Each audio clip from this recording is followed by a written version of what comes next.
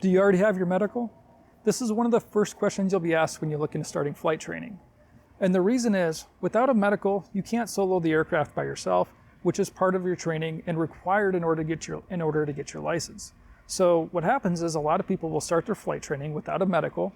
They'll get to the part where they need to solo and then realize, hey, I need to go get my medical. They set up their appointment with their doctor, and then they find out they can't get their medical because maybe they had a prescription they took when they were younger or something like that that prevents them from getting that medical.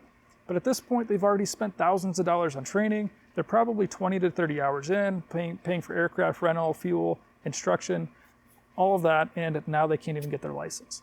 So to prevent that, the first thing you need to do when you're looking at starting flight training is to acquire your flight medical. There are 3 classes of flight medicals. There's first class, second class, and third class. If you're thinking you might work for an airline one day, you might as well go ahead and get the first class now. That way you know you'll qualify for it later down the road when you actually need it. Second class is required for any commercial pilot operation. So this might include flying tours or any operation where you're going to have a smaller number of passengers, not flying for an airline. Airlines are going to require that first class. Third class is pretty much required for anybody else. So if you're looking to just fly recreationally on the weekends for fun, just fly you and your family around, maybe fly for business, like traveling from point A to point B for your business, a third class medical would be sufficient for that. Technically, you only need a third class flight medical as a student pilot and to complete your training. However, just keep in mind, if you are looking to do this for a career, it's a good idea to get that first class medical now, just to know that you can obtain it. So why do medicals even exist? Basically, medicals exist to ensure the pilot in command, or PIC as we call it, of the aircraft is healthy enough to operate the aircraft without endangering themselves or others.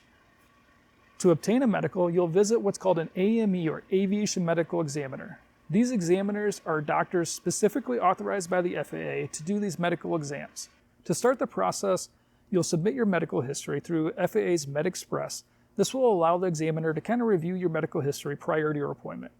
After you submit your medical history, you'll reach out to an AME to schedule your appointment, and you'll show up, and it's really just a physical exam just to make sure you are healthy. There's nothing crazy going on that could prevent you from safely operating an aircraft.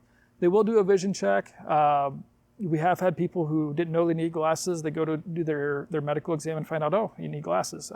Not a big deal, not a deal breaker by any means. I believe the requirement is they just need it correctable to 2020. So worst case scenario, you'll go get glasses and you'll have a restriction on your medical certificate saying you must wear the corrective lenses, kind of like on your driver's license. Now that you know what a medical is and you know which class you need, the next step is to find an AME, or Aviation Medical Examiner. This can be pretty difficult because a lot of them are retired or no longer offering these services, and the FAA's database gets pretty outdated. So click the next video to find out how to locate an AME near you.